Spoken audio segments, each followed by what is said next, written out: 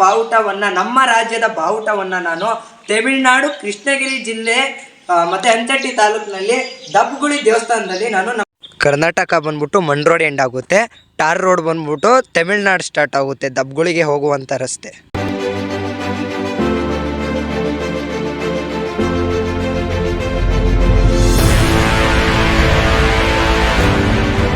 ದಬ್ಬಗುಳಿ ದೇವಸ್ಥಾನಕ್ಕೆ ಹುಣಸನಹಳ್ಳಿ ರೂಟಿಂದ ಬರ್ತೀವಿ. ಅದೇ ರೀತಿಯಲ್ಲಿ ದಬ್ಬಗುಳಿಗೆ ದೇವಸ್ಥಾನ ಹೋಗೋಕ್ಕೆ ದಾರಿ ಅಂತ ಇದಾಕಿದ್ದಾರೆ. ದಬ್ಬಗುಳಿ ದೇವಸ್ಥಾನಕ್ಕೆ ಹೋಗುವ ದಾರಿ ಅಂತ ಹಾಕಿದ್ದಾರೆ. ಇಲ್ಲಿಂದ 20 ಕಿಲೋಮೀಟ್ರ್ ಆಗುತ್ತೆ ದಬ್ಬಗುಳಿ ದೇವಸ್ಥಾನ. ಅದರ ಜೊತೆಗೆ ಈ ದಾರಿಯಲ್ಲಿ ನಾವು ಹೋಗಬೇಕಾಗುತ್ತೆ 20 ಕಿಲೋಮೀಟ್ರು.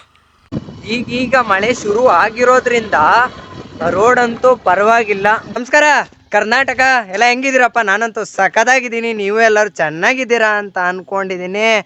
ಎಲ್ರಿಗೂ ವೆಲ್ಕಮ್ ಟು ದಬ್ಬಗುಳಿ.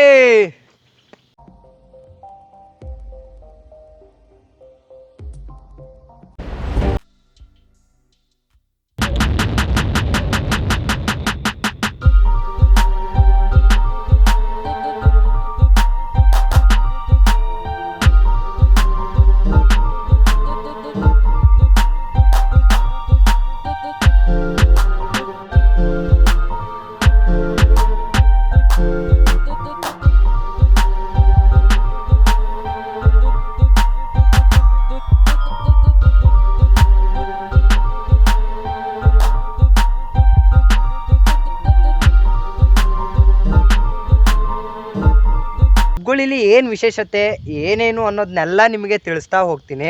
ಇರೋ ಜಾಗನ ನಾನು ಆಗಲೇ ಡಿಸ್ಕ್ರಿಪ್ಷನಲ್ಲಿ ಹಾಕಿದ್ದೀನಿ. ಜಾಗ ಎಲ್ಲೂ ಲೊಕೇಟ್ ಆಗುತ್ತೆ ಅಂತಂದರೆ ಇದು ಬಂದ್ಬಿಟ್ಟು ಕರ್ನಾಟಕ ತಮಿಳ್ನಾಡು ಬಾರ್ಡ್ರಲ್ಲಿ ಲೊಕೇಟ್ ಆಗುತ್ತೆ. ಅದ್ರ ಜೊತೆಗೆ ದಬ್ಬಗುಳಿ ದೇವಸ್ಥಾನ ಬಂದ್ಬಿಟ್ಟು ವ್ಯೂ ಪಾಯಿಂಟ್ ಇದೆ. ಅದ್ರ ಜೊತೆಗೆ ಇನ್ನೊಂದು ಏನಂತ ಅಂದರೆ ಕರ್ನಾಟಕ ತಮಿಳ್ನಾಡು ಬಾರ್ಡರ್ ಆಗಿರೋದ್ರಿಂದ, ಅಂದರೆ ತಮಿಳ್ನಾಡಿಗೆ ಸೇರಿಕೊಳ್ಳುತ್ತೆ ಇದು. ಅದು ಬಾರ್ಡರ್ ಆಗಿರೋದ್ರಿಂದ ಬೆಂಗಳೂರಿಂದ ನಮಗೆ ಒಂದು 99 ಕಿಲೋಮೀಟ್ರ್ ಏನೋ ಆಗುತ್ತೆ. ಅದ್ರ ಜೊತೆಗೆ ರೋಡ್ ಮಾತ್ರ ಹಿಂಗಿದೆ. ಎಂಟ್ರೆನ್ಸಲ್ಲಿ ವಿಡಿಯೋ ತೋರಿಸಿದ್ದೀನಿ ಆಗಲೇ ನಾನು. ಅಲ್ಲಿ ನನಗೆ ಟರ್ನ್ ಮಾಡ್ಕೊಂಡಲ್ಲ, ಆ ಜಾಗದಲ್ಲಿ ಒಂದು ಯಜಮಾನ್ರು ಸಿಕ್ಕಿದ್ರು. ಅವರು ಒಂದು 2 ಕಿಲೋಮೀಟ್ರ್ ಆಗ್ಬೋದು ಹಿಂಗೆ ಹೋಗಿ ಅಂತ ಅಂದರು. ಆದರೆ ನಾನು ಒಂದು 3-4 ಕಿಲೋಮೀಟ್ರ್ ಬಂದ್ಬಿಟ್ಟಿದ್ದೀನಿ ಆಗಲೇ. ಯಜಮಾನ್ರು ಇನ್ನೂ ಒಂದು ಎಷ್ಟು ದೂರ ಆಗ್ಬೋದು? ಏನು ದಬ್ಬಗುಳಿನಾ? ಹಾಂ, ದಬ್ಬಗುಳಿ ಮ್ಯಾಕ್ಸಿಮಮ್ ಅಂದರೆ ಒಂದು 12 to 15 ಕಿಲೋಮೀಟರ್ ಆಗುತ್ತೆ. ಎಲ್ಲಿ? ಆ ಟರ್ನಿಂಗಿಂದನಾ? ಆ ಟರ್ನಿಂಗಿಂದ 12 to 15 ಕಿಲೋಮೀಟರ್ಸ್ ಆಗುತ್ತೆ. ಆದರೆ ಆ ಯಜಮಾನ್ರು ರಾಂಗ್ ಇನ್ಫಾರ್ಮೇಶನ್ ಕೊಟ್ಬಿಟ್ರು ನನಗೆ. ಅದೇನ್ ಮಾತಂತ ಹೇಳಿದ್ರಿ ಸರ್ ನೀವು? Really hats off sir, hats off. ಬಾವುಟವನ್ನ, ನಮ್ಮ ರಾಜ್ಯದ ಬಾವುಟವನ್ನ ನಾನು ತಮಿಳುನಾಡು ಕೃಷ್ಣಗಿರಿ ಜಿಲ್ಲೆ ಮತ್ತೆ ಅಂಚಟ್ಟಿ ತಾಲೂಕಿನಲ್ಲಿ ದಬ್ಬಗುಳಿ ದೇವಸ್ಥಾನದಲ್ಲಿ ನಾನು ನಮ್ಮ ಕರ್ನಾಟಕ ಬಾವುಟವನ್ನ ಹಾರಿಸ್ತಾ ಇದ್ದೀವಿ. ದಬ್ಬಗುಳಿ ದೇವಸ್ಥಾನದಲ್ಲಿದ್ದೀವಿ ನಾವು. ದಬ್ಬಗುಳಿ ದೇವಸ್ಥಾನದ ಇತಿಹಾಸ ತಿಳ್ಕೊಳ್ಳೋಣ ಬನ್ನಿ. ದಬ್ಬಗುಳಿ ದೇವಸ್ಥಾನ ಹೇಗೆ ಬಂತು, ಹೇಗಾಯಿತು, ಹೇಗೆ ಸೃಷ್ಟಿ ಆಯಿತು, ಯಾರಿಂದ ಸೃಷ್ಟಿ ಆಯಿತು, ನಿರ್ಮಾಪಕರು ಯಾರು, ತುಂಬ ಅಂದರೆ ತುಂಬ ಅದ್ಭುತವಾದಂಥ ಕಥೆ ಇದೆ. ಅತಿ ಅದ್ಭುತವಾದಂಥ ಕಥೆ ಇದೆ. ಇತಿಹಾಸ, ಇಲ್ಲಿರೋಂಥ ಇತಿಹಾಸ ಹೇಳ್ತಾ ಇದೆ ಈ ತನದ ಕತೆ. ಏನಂತ ಅಂದರೆ ಆಗಿನ ಕಾಲದಲ್ಲಿ ಒಬ್ಬರು ಋಷಿಮುನಿಗಳು ಇರ್ತಾರೆ. ಆ ಋಷಿಮುನಿಗಳು ಇಲ್ಲಿ ಜಪ ತಪಗಳನ್ನ ಮಾಡ್ಕೊಂಡಿರ್ತಾರೆ. ಈ ನಮ್ಮ ಕಾವೇರಿ ನದಿ ಇದೆಯಲ್ಲ, ಈ ದಡದಲ್ಲೊಂದು ಎತ್ತು, ಆ ದಡದಲ್ಲಿ ಒಂದು ಎತ್ತು ಗುಟ್ರುಕೆ ಆಗ್ತಾ ಇರುತ್ತೆ. ಅಲ್ಲಿ ಆ ಸಮಯದಲ್ಲಿ ಈ ದೇವಸ್ಥಾನ ಇದೆಯಲ್ಲ, ಈ ದೇವಸ್ಥಾನ ಜಾಗದಲ್ಲಿ, ದೇವಸ್ಥಾನ ನಿರ್ಮಾಣ ಆಗಿರೋ ಜಾಗದಲ್ಲಿ ಅರಸ್ವೆ ಮರ ಅನ್ನೋ ಒಂದು ಮರ ಇರುತ್ತೆ. ಅದು ಒಂದಷ್ಟು ದಿನಗಳು ಮುಂಚೆನೆ ಆ ಮರ ಬಿದ್ದು ಸುಟ್ಟೋಗಿರುತ್ತೆ. ಸುಟ್ಟಿ ಬೂದಿ ಆಗ್ಬಿಟ್ಟಿರುತ್ತೆ ಆ ಮರ. ಆ ಟೈಮಲ್ಲಿ ಆ ಕಾರಸ್ವೆ ಮರ, ಆ ಗುಟ್ರಿಕೆ ಹಾಕೊಂಡ್ ಬಂದಿರುತ್ತಲ್ಲ ಎತ್ತುಗಳು, ಆ ಎತ್ತುಗಳು ಬರುತ್ತೆ.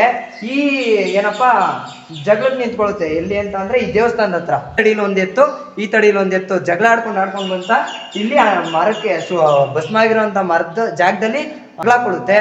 ಆಗ ಒಂದ್ 3 ದಿವಸ ಆದ್ಮೇಲೆ ಎತ್ತುಗಳು ಏನಾಗುತ್ತೆ ಅಂತ ಅಂದ್ರೆ ಸುಟ್ಟಿ ಭಸ್ಮಾಗಿ ಅಲ್ಲೇ ಬೂದಿ ಆಗ್ಬಿಡುತ್ತೆ. ಆದ್ರೆ ಆ ಕೊಂಬುಗಳು ಮಾತ್ರ ಬೂದಿ ಆಗಿರಲ್ಲ, ಅಲ್ಲೇ ಇರುತ್ತೆ.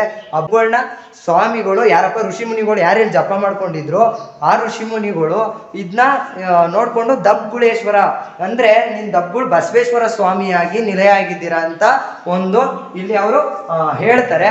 ಆಮೇಲೆ ದಬ್ಬಗುಳಿ ಅಂತ ಅಂದ್ರೆ 2 ಗುಳಿಗಳ ನಡುವೆ ಜಗಳ ನಡೆದಿತ್ತಲ್ಲ, ಅದೇನೆ ದಬ್ಬಗುಳಿ. 2 ಎತ್ತುಗಳ ನಡುವೆ ಜಗಳ ನಡೆದಿತ್ತು. ಅದೇ ತರ ಇಲ್ಲಿ 2 ಎತ್ತುಗಳು ಕೂಡ ಅದು ದೇವರಿಗೆ ಸಮ ಅನ್ನೋದು ಕೂಡ ನಂಬ್ತಾರೆ ಇಲ್ಲಿನ ಜನತೆ. ಇಲ್ಲಿನ ಜನಗಳು ಈ ದಬ್ಬುಳಿ ಎಲ್ಲಿ ಬರುತ್ತೆ ಅಂತ ಅಂದ್ರೆ ಕೃಷ್ಣಗಿರಿ ಜಿಲ್ಲೆ ಅಂಚಟ್ಟಿ ತಾಲೂಕು ಮತ್ತೆ ಕೃಷ್ಣಗಿರಿ ಪಂಚಾಯಿತಿನೇ ಆಗಿರುತ್ತಿದ್ದು.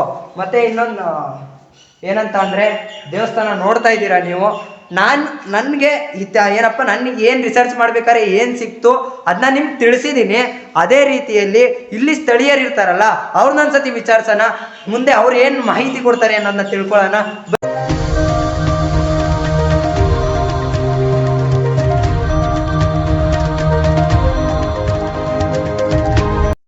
ಅಲ್ಲಿ ದೇವಸ್ಥಾನ ದರ್ಶನ ಮಾಡ್ಕೊಂಡು ಬಂದಂಗೆ ಎದುರುಗಡೆಯಲ್ಲಿ ರೂಮ್ ಇದೆ. ಆ ರೂಮ್ನಲ್ಲಿ ಅನ್ನದಾನ ಕೂಡ ಮಾಡ್ತಾರೆ. ಇಲ್ಲಿ ಮಧ್ಯಾಹ್ನದ ಊಟ ಬೆಳಿಗ್ಗೆ ಊಟ ಎಲ್ಲ ಕೊಡ್ತಾರೆ.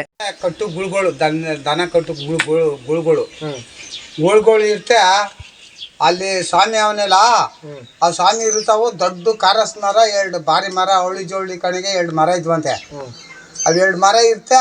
ಯಾರೋ ಬೆಂಕಿ ಇಟ್ಬಿಟ್ಟು ಬೆಂದೋಗ್ಬಿಟ್ಟು ಒಳಗಡೆ ಬೇರಿತ್ತಲ್ಲ, ಬೇರೆಲ್ಲ ಬೆಂದೋಗಿ ಗುಳಿ ಬಿದ್ದೋಗಿದಂತೆ. ಗುಳಿ ಬಿದ್ದೋಯ್ತೆ. ಅಲ್ಲಿ 2 ಗುಳುಗಳು ಕುಸ್ತಿ ಆಡಿ ಮುಳುಗೋಯ್ದು ಐಕ್ಯ ಆಗೋದು ಅಂತೆ. ಅಲ್ಲಿ ಮರ ಇದ್ದಾವು ಗುಳಿ ಬಿದ್ದೋಗಿತ್ತಲ್ಲ, ಅಲ್ಲಿ ಐಕ್ಯ ಆಗೋದು ಅಂತೆ. ಐಕ್ಯ ಆದ್ಮೇಲೆ ಏನಪ್ಪಾ ಅಂದ್ರೆ ಆಮೇಲೆ ಡಬ್ಬಲ್ ಗುಳಿ ಬಸವೇಶ್ವರ ಅಂದ್ಬಿಟ್ಟು ಒಂದು ಗೊಂಗೋಲ್ ಮಡಿಗೆ ಪದಿ ಸ್ಥಾಪನೆ ಮಾಡಿರೋದು ಅಷ್ಟೇ. ದೇವಸ್ಥಾನ ಅಲ್ಲಿದೆ. ದೇವಸ್ಥಾನದ ಹಿಂಭಾಗನೇ ಕಾವೇರಿ ಹೊಳೆ ಇದೆ.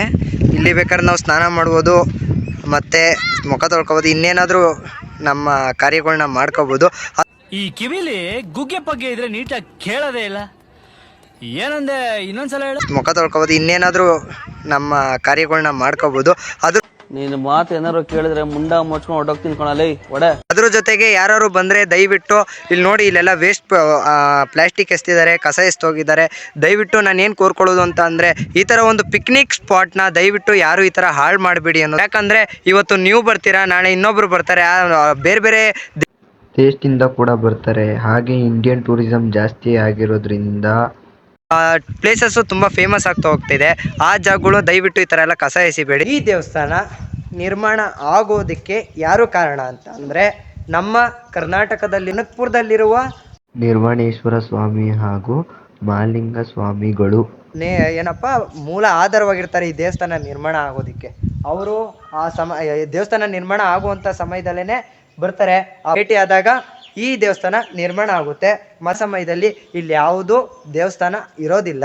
ಆ ಸಮಯದಲ್ಲಿ 1-2 ಬಿದ್ರು ಬೊಂಬುಗಳನ್ನ ನೆಟ್ಟಿ ಪೂಜೆ ಮಾಡ್ತಾ ಇರ್ತಾರೆ. ಆಮೇಲೆ ಊರಿನ ಸ್ಥಳೀಯರು ವಾಸಿಗಳು ಬಂದ್ಬಿಟ್ಟು 6 ಅಡಿ 3 ಅಡಿ ಆ ಜಾಗನ ಕಟ್ಬಿಟ್ಟು ಅದನ್ನ ದೇವರವಾಗಿ ಪೂಜಿಸ್ತಾ ಇರ್ತಾರೆ. ಅದೇ ರೀತಿಯಲ್ಲಿ ಇಲ್ಲಿಂದ 9 ಕಿಲೋಮೀಟರ್ದಲ್ಲಿ ಒಂದು ಗ್ರಾಮದಲ್ಲಿ ಒಬ್ಬರು ಅವ್ರ ದಿನ ತನ್ನ 9 ಕಿಲೋಮೀಟ್ರ್ ನಡ್ಕೊಂಡು ಬಂದು ಈ ದೇವಸ್ಥಾನನ ಪೂಜೆ ಮಾಡ್ತಾ ಇರ್ತಾರೆ. ದಿನ ಇದೇ ಮಾಡ್ತಾ ಇರ್ತಾರೆ. ಅವರು ಅಲ್ಲಿಂದ ನಡ್ಕೊಂಡ್ ಬರ್ತಾರೆ, ಪೂಜೆ ಮಾಡಿ ಅಲ್ಲಿಗೆ ಹೋಗ್ತಾ ಇರ್ತಾರೆ. ಇದು ಈ ದೇವಸ್ಥಾನದ ಕಥೆಯಾಗಿದೆ. ದಬ್ಬುಳಿ ಎಕ್ಸ್ಪ್ಲೋರ್ ಮಾಡುವಂಥ ನನ್ನ ಒಂದು ಪ್ರಯತ್ನ. ಯಾವುದೇ ಥರ ಲೋಪ ಇದ್ದರಲ್ಲಿ ನನಗೆ ದಯವಿಟ್ಟು ನನ್ನ ಕ್ಷಮೆ ಇರಲಿ ಎಂದು ನಾನು ಕೇಳ್ಕೊತಾ ಇದ್ದೀನಿ. ಅಲ್ಲಿವರೆಗೂ ಮುಂದಿನ ವಿಡಿಯೋದಲ್ಲಿ ಸಿಗೋಣ. ಎಲ್ರಿಗೂ ಟಾಟಾ ಬಾಯ್ ಬಾಯ್. ಟಾಟಾ ಬಾಯ್ ಬಾಯ್ ಫ್ರಮ್ ದಬ್ಬುಳಿ ದೇವಸ್ಥಾನ.